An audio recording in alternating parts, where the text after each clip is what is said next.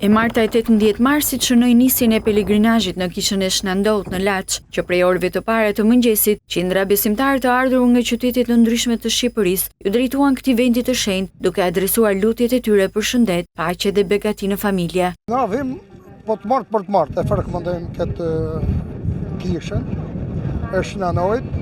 Është një vend i mirë, kemi besim dhe na ka ndihmu. Neve na ka dhënë punë, të marrëllik në shtëpi, në familje. Jemi shumë të lumtur. Kisha e Laçit ka bërë mrekulli të shumta, ndaj dhe kemi shumë besim te ky vend i shenjtë, thon pelegrinët e ardhur nga qytete të ndryshme të Shqipërisë, por dhe nga jashtë saj.